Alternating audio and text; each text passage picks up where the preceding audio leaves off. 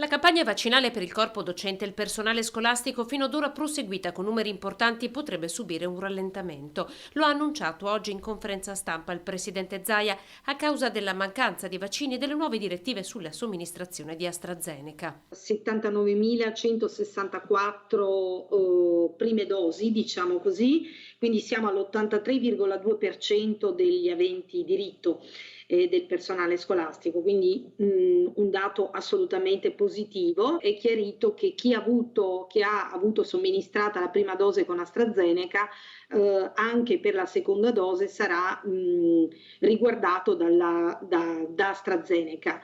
All'appello manca quel 17% che ancora non ha ricevuto la prima dose e che potrebbe dover attendere più del previsto. In Veneto non si è verificato il fenomeno registrato in altre regioni, il numero dei docenti che hanno rifiutato il siero AstraZeneca è esiguo.